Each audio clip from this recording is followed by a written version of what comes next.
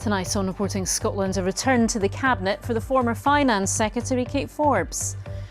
The new First Minister John Swinney makes her his deputy as he again pledges to govern for everyone in Scotland. Also tonight, the father of a boy who died from infected NHS blood tells us he's still searching for answers. If I don't tell our story, then nobody will. Ewan McDougall died 30 years ago after being infected with HIV in hospital, with an inquiry into the scandal affecting thousands of people due to give its findings. And dramatic pictures of a landslide at a wind farm site in Shetland, with an investigation underway. Coming up in the sport, we hear from Scotland and Bologna star Lewis Ferguson on following in the footsteps of great midfielders in Italy's Serie A. Hello, I'm Laura Miller. Welcome to Wednesday's programme.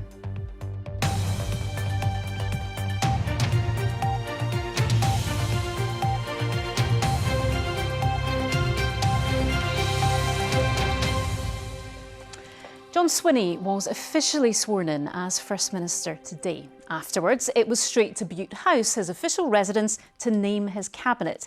You can see them all there. The thing is, not much has actually changed. Most members have kept their old jobs, and the main difference is that there is one extra person. Kate Forbes is now Deputy First Minister and has the economy portfolio and responsibility for Gaelic. Our political correspondent David Wallace-Lockhart has more. 10 days ago, he was a politician happy to step back from the front line. This morning, within the solemn walls of Scotland's Supreme Civil Court, John Swinney officially accepted the top job in Scottish politics. You swear that you will well and truly serve His Majesty King Charles in the office of First Minister of the Scottish Government. Formalities complete, time for a proud family photo and some words to the assembled media. It is the privilege of my life, and I look forward to dedicating my future to serving the people of Scotland as I have done so for so many years. For my family, this is a very abrupt change of our circumstances. We didn't think this would be happening about 10 days ago. But it was not abrupt change for John Swinney's top team, his cabinet. Everyone who served under Humza Yousaf kept their jobs and more or less their exact same briefs. But there was one big change. Kate Forbes, who thought about running against John Swinney, she was promised a significant job. Do you know what job you want? We'll find out soon enough. And we did find out. She's now Deputy First Minister. Some of her previous comments about gay marriage went down badly with the Scottish Greens. I think a lot of people will be concerned about the appointment unless the Scottish Government and the First Minister sets out a clear commitment to a progressive vision for Scotland's future. John Swinney may now have a cabinet, but he doesn't have a majority here at Holyrood. He'll have to do deals with opposition parties in order to get things done. But they're not impressed by his cabinet appointments. Well, this is Humza Yousaf's government with a new figurehead. Kate Forbes said continuity wouldn't cut it, but yet she's the new minister in a government which is characterised by continuity. What John Swinney appears to have done is baked in incompetence to his cabinet. These are the self-same faces round the table that have caused so much problems in our country. With a new cabinet in place, the First Minister and Deputy First Minister made their first public appearance together. The Scottish National Party government, under my leadership, supported by the Deputy First Minister and all of my colleagues, will be focused on that centre-left policy position, building the work that we can take forward to eradicate child poverty by stimulating the economy and ensuring successful public services are delivered. And I see my job very much as supporting him in his mission as he leads Cabinet and the Government in finding those places of consensus, because ultimately the people of Scotland, the length and breadth of this country, depend on us to get it right. A cabinet of familiar faces, a cabinet with familiar challenges, but a new leader for Scotland with a new right-hand woman. And David joins me now. David, so busy day, but not much has actually changed. That's right, Laura. The big surprise in this reshuffle was just how little changed. Pretty much everyone who was already in a job has kept that exact same job. Now, perhaps that's because the Scottish Government had a reshuffle not that long ago under Humza Yousaf. But bear in mind, when John Swinney came in, he said he wanted to turn a new chapter. By keeping his cabinet so similar, it does open him up to that accusation that this is business as usual, that it's continuity when it comes to the leaders who came before him. Now, the big change that did happen was, of course, Kate Forbes coming in as Deputy First Minister. When she ran to be SNP leader last time, she talked about how she wouldn't have voted for gay marriage, and John Swinney said he profoundly disagreed with that. Now, it appears that's water under the bridge, the two coming together in the interests of party unity. Should also mention that John Swinney has spoken with the Prime Minister Rishi Sunak. He said he wanted to work constructively with the UK government, but he would still be urging Scots ultimately to back independence. OK, David Holyrood, thank you. It's the story of one family ravaged by the effects of what's been called the biggest treatment disaster in NHS history. John McDougall's son Ewan died in 1994 after being infected with HIV while being treated at Glasgow's Yorkhill Hospital in the 1980s, one of thousands infected with contaminated blood products across the UK. John says he doesn't think he'll ever find out why doctors allowed it to happen, but wants to share his family's story, or no one else will. He's been speaking to our health correspondent, Lisa Summers. Family photos show a happy childhood for Ewan McDougall, but there were worries underneath. As a severe haemophiliac, a cut, a bump or a bruise could be life-threatening. We probably were wrapping him in cotton wool. You think you're not, but we probably were. But in the early 80s, a new clotting treatment came along called Factor VIII. Factor VIII was just wonderful. It was just an entirely different life for haemophiliacs. We got a bicycle for Ewan, so Ewan learned to cycle, playing football, or he was captain of the quiz team. It was night and day. Ewan was one of a group of around 20 boys treated at Glasgow's Children's Hospital under the care of lead clinician Dr Michael Willoughby. His approach to haemophilia was seen as pioneering. And it began here at Yorkhill Hospital in the West End, with boys coming regularly for Factor VIII injections. Then parents were taught to administer the injections at home, and Factor VIII became used as a preventative treatment. Given as often as twice a week, it reduced the risk of bleeds, but it also required an increase in the volume of blood products to help meet demand. Sometimes the blood was sourced from Scotland, often it was imported from the United States. Evidence was emerging that contamination with HIV or hepatitis C was a growing risk, but despite asking questions, the families were repeatedly told the treatment was safe. Every single row on that is pain and treatment for a bleed. In the pages of this notebook, a record of the devastation of infected blood. Ewan contracted HIV at the age of 8. So Ewan's infection took place back here someplace. One of these batches. By 13, he developed AIDS. From active, healthy teenager, he lost weight, he began to lose his sight. And then in less than a month, he went blind in his left eye. But then his right eye started going as well. Of all the things that he got, he said that losing his sight was the worst. Which was terrible. Ewan's family had already experienced loss through infected blood. His uncle Terry was the first Scottish haemophiliac to die from AIDS through infected blood products. And 5 years ago, his parents gave evidence to the inquiry. His mum, Kate, is not here to see its conclusion. Kate died 3 months ago. Direct consequence of all that had gone before. One of these injections, maybe more than one of those injections, probably lots of those injections were infected with HIV, probably lots of them. And the mother knows that, and the son knows that as well, that, you know, that the mother injected that into the son. And that would play in Kate's mind as well.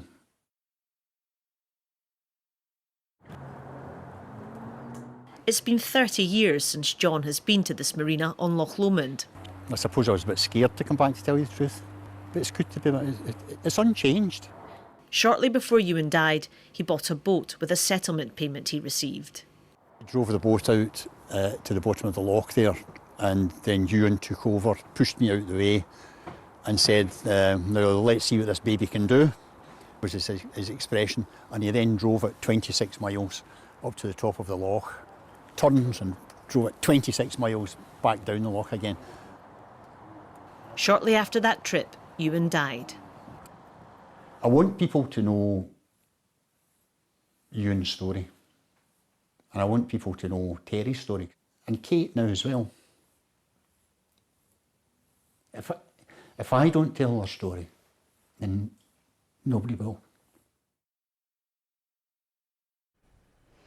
Well, Lisa joins me now. Lisa, John's story is just such a powerful one, but there's been a public inquiry into what happened with these contaminated blood products, and that final report is due soon. Or I've spoken to lots of families over the years with really tragic stories about what happened. Some had ended up in hospital because they needed a blood transfusion after a difficult birth or an accident. Others were being treated for things like haemophilia, blood clotting disorders, but they all expected the NHS to save their life, not to devastate it.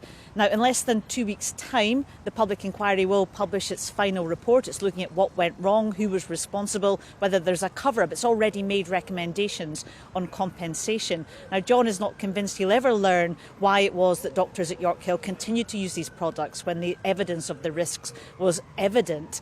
But he also doesn't know why they delayed screening and things like heat treatment, which would have killed off the viruses. But he, alongside many other families, will be hoping that the publication of this inquiry will at least allow some kind of closure after all of these years. OK, Lisa in Edinburgh, thank you.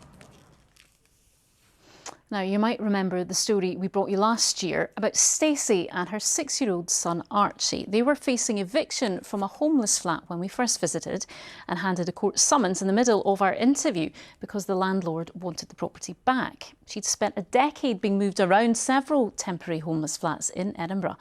Back in December, she was waiting for another court date. So we've been back to follow Stacey's journey through what campaigners call Scotland's housing emergency. My journey of being homeless for 10 years, I've been in a private sector lease and I've been moved around, all different areas, not knowing, like, say, where we're going to live from day to day. You had a good day? When I had got moved out of the first and into the second, that's when I fell pregnant with Archie. When I moved to the third, it was really like, I have to get my permanent house now. Like, I have to get my son somewhere that he can call forever home. Not knowing if you're going to wake up and you're going to get a tap at your door every single night that you go to bed is, again, the most frightening feeling. It's like you don't want to go to sleep and you don't want that day to end. But give them a wee call and look after yourself. When I got that knock at the door, and then not knowing if you were going to spend like Christmas in like a hostel with your son, with no family. Some just gave me my court letter. And the day before court, so he says, you're not going to court anymore. We put it on a hold. And I was like, what do you mean you put it on hold? It just looked like nothing was going to come, and it was getting closer and closer to March. And for some reason this house came up and it was just like a blessing. It was just like all my dreams and my answers had been answered in one. Hello, anybody home? Someone home? When we walked into the house for the first time, I just loved it. We've been here for about 3-4 weeks now. Stripped everything right back, redecorated everything really. Just seeing Archie happy makes me burst with pride. I'm waking up and I'm feeling this is it, this is us, and this is the life that we're going to live, and it's just the start of our new journey, a new chapter, and a better chapter. Well, our social affairs correspondent Chris Clements is here. Chris, you first took up Stacey's story. What has Edinburgh Council been saying about it? Well, on the day we did that report, the Council had declared its housing emergency in the hope it could get additional support from the Scottish Government. It was the second council in Scotland to do that after Argyll and Bute. Since then, Glasgow and Fife have followed suit. Now, a spokesman for the council said that, like Stacey was, over 5,000 households tonight in Edinburgh will be sleeping in temporary accommodation, and that is because of the severe shortage of social housing there. It said it's working on solutions with landlords, charities, house builders, and it also accused the Scottish Government of inaction. It had been asking for additional support, but it said that Holyrood has slashed the affordable housing budget by almost a quarter, by more than a quarter, by almost 200 million, and the council says that's a national scandal. So what has the Scottish Government been saying then? Well, the Housing Minister, Paul McLennan, he met with Stacey at the time. He said he's pleased that she's found a suitable place and he's working with local authorities to make sure this doesn't happen as often in other areas. But he said that housing pressures are down to the UK government not inflation-proofing its own budget. It's down to Brexit affecting supply lines, it's affecting labour shortages. But even with that cut, he said that there's still 600 million being invested into social housing in Scotland. And before all the drama a couple of weeks ago, Humza Yousaf announced an additional 80 million to be spent over the next 2 years. But even so, today, campaigners, charities are all saying that the new First Minister, John Swinney, should be looking to reinstate that 200 million. OK, well, we'll see, but certainly good to see Stacey and Archie in their new home, isn't it? OK, thanks, Chris. The boss of Scottish beer giant BrewDog is stepping down as chief executive of the company. James Watt's moving to the newly created position of captain and co-founder.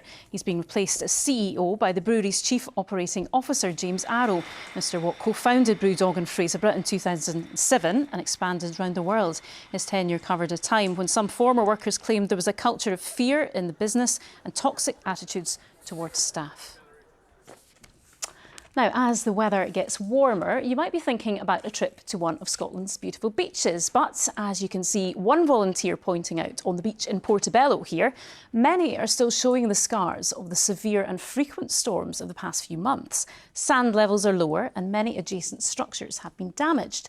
Coastal experts fear beaches may not recover in time for the next round of severe weather. Joanne Macaulay reports. Named storms such as Babette and Kieran have battered parts of Scotland. There have been 11 of them since September, and the east coast has been particularly badly hit. Gullen is one of the many beaches still recovering, with sand dunes and structures both damaged.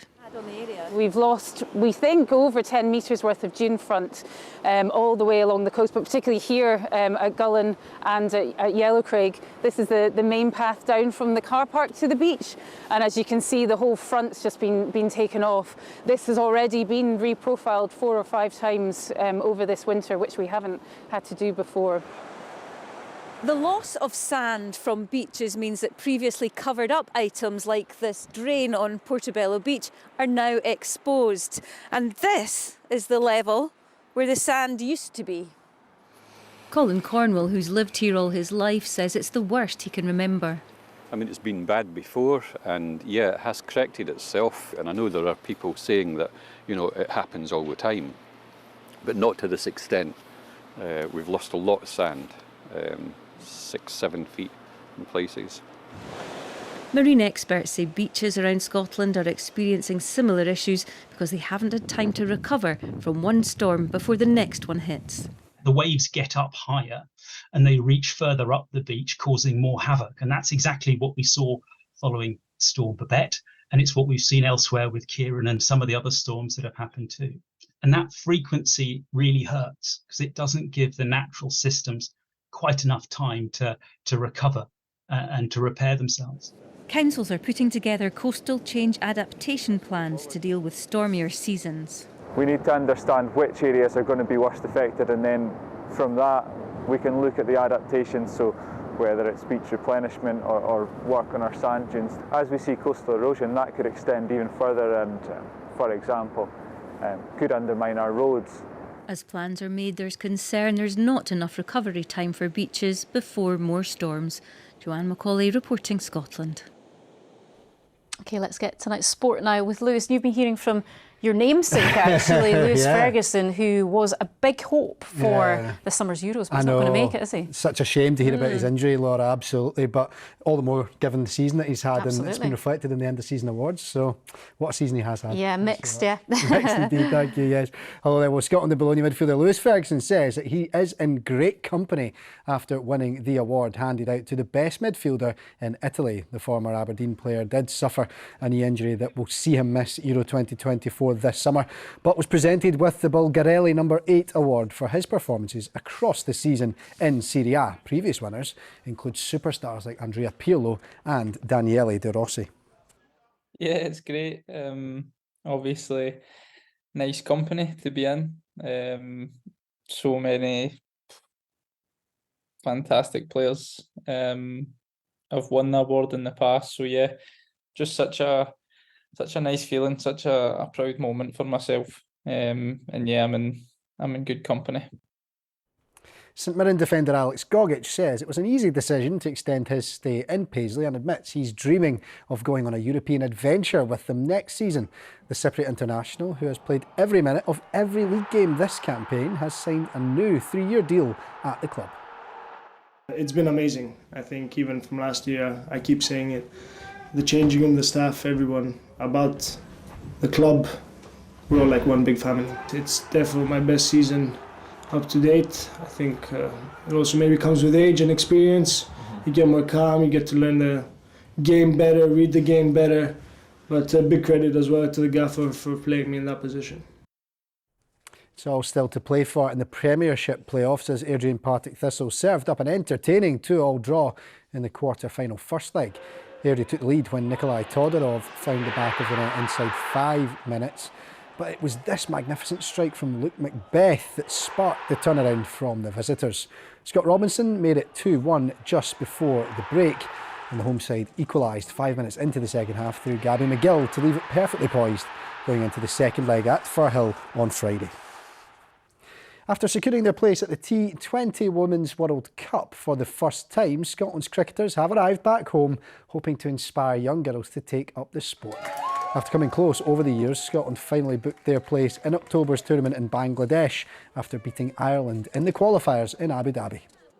I think we've created something really special in our group, and we are really confident in what we can do if we perform, and we knew going into this that we could beat Ireland, and we did it in the warm-up games. So going into semi-final, knowing that we've done it recently, obviously gave us a massive confidence boost. So yeah, we just went out there and gave it our all. Even just being here, even just on the plane, there were so many people asking questions about kind of what we're doing and how well we're doing. So hopefully, yeah, all the young girls seeing this, playing, obviously the cricket season starting now, which is perfect timing. So hopefully amazing inspiration, and hopefully it continues. I gave up my career last year just to, well, put it on hold, I guess, and yeah, it feels worth it now, definitely. What's your career? I'm a vet. You're a vet? Oh my goodness, so you've paused your veterinary over to do this? Oh wow, that's quite a sacrifice, isn't it? Yeah, definitely, but I knew that I couldn't do cricket forever, and I'd regret it if I didn't, so yeah, really pleased. Andy Murray is set to return from injury at the Geneva Open this month. The 3-time Grand Slam champion has been out since March after rupturing ankle ligaments. He also intends to play at the French Open the following week. What a guy. What a guy. We always say that way, keeps on going. And before I go, Laura, as well, Rangers have announced the statue that they're unveiling of Walter Smith will actually be unveiled on the day of the Scottish Cup final. So that'll be a poignant. Okay, thanks very much, Liz. Now, the pictures we are about to show you will stop you in your tracks. They're of a landslide which halted work at a wind farm site in Shetland. The operator SSE said nobody was injured in the incident yesterday afternoon when peat gave way in part of the hillside. An investigation's happening to find out how much damage has been done. John Johnson has more. The ground gives way. Tons of peat and stones slide down the hillside. It was a lucky escape for contractors working on the 103-turbine Viking wind farm development in the centre of Shetland. The river of peat got faster as it descended down the hillside, knocking over fences before coming to a halt. Pretty dramatic pictures this morning of the landslide, and I think we need to try and understand why it's happened. We haven't had heavy rain recently, which is what usually causes peat slides here, and so I think we need to see what it is that caused it, and we also need to ensure that this gets properly reinstated. These pictures from above show the scale of the landslip and the amount of peat ripped from the hillside at Cairgord. As a safety precaution, work has stopped on the site here and an investigation is underway to assess the extent of the damage to the hillside. John Johnston, reporting Scotland, Shetland. Never seen anything like it, have you? It's Extraordinary quite photos, incredible. Pictures. There's always a camera these days, isn't there? There is. Like that. Beware. Weather, how's it looking? Better? Do you know what it is? If you like the heat, it's on the way, certainly through Friday and Saturday. Lovely. Thanks very much indeed. Very good evening to you. We had some decent spells of sunshine around today, but the cloud has been thickening through the afternoon. That's because a couple of weather fronts have been moving their way in off the Atlantic, bringing rain across the Highlands and Islands and the Northern Isles. That's the radar from the last few hours. Certainly across parts of the West Highlands, it has been turning rather wet, and we'll all see some of that wet weather in the coming hours because the weather fronts will continue to track their way eastwards. So through the early hours, cloudy with some outbreaks of rain. Temperatures not falling too far at all. Overnight lows around 10 to 12 Celsius in towns and cities, and most of that heavier rain clearing away by dawn. To tomorrow, we've got high pressure nearby, but we've also got this trailing weather front, and that means for some still some patchy outbreaks of rain and a fair amount of cloud around. First thing, a bit of mist and fog in places, quite a cloudy start, some patchy rain through Argyll, the Highlands and Islands and the Northern Isles. That will tend to fizzle out through the day. Elsewhere, the earlier clouds should thin and break. There'll be some bright skies developing, but with light winds, there'll be large areas of cloud that are likely to stay in place. So avoid that and get some sunshine. Temperatures up to 19 or 20 Celsius could be yours. Perhaps a few showers towards the northeast. More likely, though, across parts of the Highlands and Islands with that thicker cloud and cooler under that cloud as well, compared with those high teen temperatures elsewhere. Afternoon sunshine in Shetland. Tomorrow evening, tomorrow night, some heavy rain for the Northern Isles. That then clears, and then all eyes on this area of high pressure dragging in some pretty warm air from the near continent through Friday and Saturday. Now, first thing on Friday, probably a cloudy start, but that cloud should thin and break, and there'll be some decent spells of sunshine by afternoon, and strong May sunshine will lift temperatures up to 19 to 21 Celsius. Always cooler on the coast and across the Isles. And then on Saturday, once again, it's a bit of a cloudy start, but then plenty of sunshine developing and feeling warm. Just the chance of a few heavy downpours developing through the afternoon, maybe thundery, but avoid those, and temperatures up to 22 or 23 Celsius could be yours. That's the forecast for now. At last. At last. Thank you, Christopher. Now tonight's main news again. The former Finance Secretary Kate Forbes has returned to government. The new First Minister, John Swinney, made her his deputy in an otherwise unchanged cabinet. She also takes over the economy portfolio. And the father of a boy who died from infected NHS blood tells us he's still searching for answers. Ewan McDougall died 30 years ago after being infected with HIV during treatment for haemophilia. The inquiry into the scandal is due to give its findings later this month. And that is Reporting Scotland. Anne McAlpine will be back later. Until then, from everyone here, enjoy your evening. Good night.